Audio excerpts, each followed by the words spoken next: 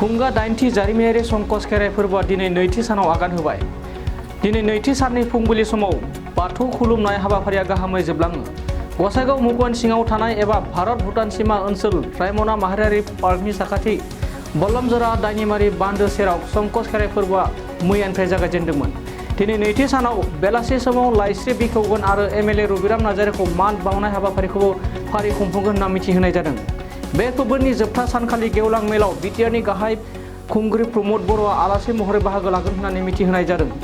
बे जारिमिनारि खुंगा 8थि संकस खेराइ फोरबो खुंफुंनायनि सायाव जोंनि बड'लेण्ड बुब्लिनि गेजेरजों बिबानगिरि बिथांमोना मा फोरमायदों जों फै आबुङै मिथिना लादोनि। बयखौबो जोङो सिगां खुलुमग्रोबाय।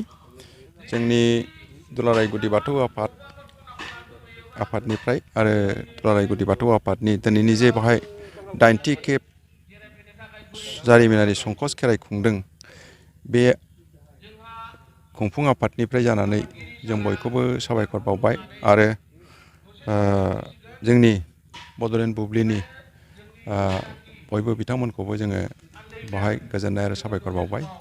दा जोंजों नुजाफैनानै बेवहाय बे हाबाफारियाव बाहागो लाफैनायनि। दा दिनैनि हाबाफारि बादियै जोंहा गिबियावनो नैथि सानाव बाथौ खुलुमनाय दंमोन। गासैबो जिल्ला आफादनि दैदेनगिरि बिथांमोनहा दिनै ज'नो जोङो बाथौ खुलुमनाय हाबाफारिखौ जोङो बाहागो लाफैबाय आरो फुंनि हाबाफारि जोबनाय लोगो लोगोनो जोंहा नै दा दसे उनावनो जोंहा गुदि बाथौ आफादनि जे गोजाम मावफुं आफाद एक्जिकिउटिभ कमिटि, दा बेखौ जोङो सिफायगोन। गासैबो आफादखौ गसाइगाव जिल्ला आफाद, गागि आफादजों लोगोसे माइनाव आफाद, लाइमोन आफाद, बेनिफ्राय अजा आफाद, बे गोजाम आफादफ्रा गासिबो दिनै 3 बोसोर बाग्लायनाय लोगो लोगो दिनै सिफायजोबगोन जोङो। सिफायनानै दिनैनो गोदानैनो दा दसे उनावनो जोङो बेखौ दाफुंना लाजोबगोन आरो बेनिफ्राय जों दाफुंना लाखांनायनि उनावनो जोंनि बे जोंनि फुंनि बाहागोनि मेला जोब्बाय।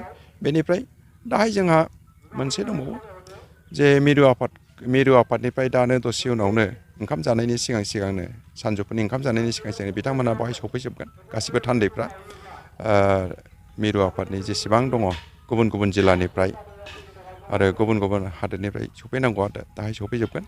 सफैखांनायनि उनावनो जों बिथांमोनजों लोगोसे ज'यैनो मोनसे जोंहा जोङो सिगां थिखानाय बायदि जोंहा मोनसे बेवहाय दाख्लै जे गोदान अजा आफाद दादों जोंहा मिरु गुदि बाथौ आफादनि जे अजा आफाद दादों, बे अजा आफादा दासिमबो समायखिरा लायाखै। दिनैनो नैबे संकस खेराइनि जोंनि बाथौ थानसालियावनो दिनै गुदि बाथौ आफादनि जे अजा आफाद दादों, बे अजा आफादा दासिमबो समायखिरा लायाखै। दिनैनो नैबे संकस खेराइनि जोंनि बाथौ थानसालियावनो दिनै बिसोरखौ जों 2 बाजिनाय लोगो लोगोनो जों बिथांमोनखौ बेवहायनो समायखिरा लाहोगोन। जोंहा सिगांनो जोंहा दिनै नैबावहाय दाहाय जोंहा मोनसे बेलासिनि बाहागोआवनो जोंहा मोनसे लाइसि बेखेवनाय दं आरो लोगोसे बेजों लोगोसे जोंहा मोनसे मेल दंबावो। जोङो गासै जों मिरु आफादजों लोगोसे गसाइगाव जिल्ला आफादा जोंनि जे 29 नं क'क्राझार समस्तिनि जे एमएलए रबिराम नार्जारि, बिथांखौ दिनै मान बावगोन। दा बेनिफ्रायनो जोंहा मिरु आफादनि हयथ' एक्जिकिउटिभ मेल जिरायगोन। बेनिफ्राय अजाफोरखौ जोङो समायखिरा लाहोगोन। बेनि उनावहाय गाबोननि हाबाफारिया जोंहा गाहायै गेवलां मेल दं।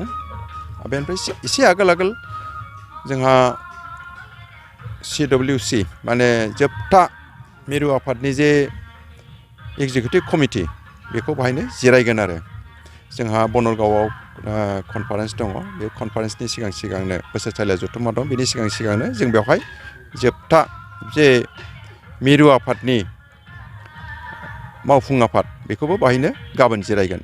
बिनि उनावहाय जोंहा ओंखाम जाखांनानै जोंहा गेवलां मेल दं। बे गेवलां मेलाव जोङो गाहाय आलासि महरै जोङो बिटिआरनि मानिनां गाहाय मावफुं सोद्रोमा बिथां प्रमद बर'खौ जों हांख्रायदों। बिथाङा फैनो होननानै खोथा होदों आरो बिथाङानो बेवहाय गाहाय आलासि हिसाबै नुजाफैगोन। आरो जोंहा मोनसे फिसा जोंहा कमिउनिटि हल दं, बिथाङानो हरनाय दा बे कमिउनिटि हलखौबो बिथाङा गावनि आखाइजों दिनै फाउन्डेसन गाबोननो फाउन्डेसन खालामना होलांगोन आरो जेसे हागौ एसे जोङो बे ओनसोलनि गासैबो बाथौआरिफोरखौ बाथौआरिजों लोगोसे गुबुन गुबुन धोरोमनि मानसिफोरखौबो जोङो बाहागो लानायखौ जोङो हांख्रायदों आरो बयबो जाहाथे बेवहाय लैहोर लैहोर फैनानै बाहागो लायो बेखौनो जों हांख्रायदों आरो गोजोन्थों।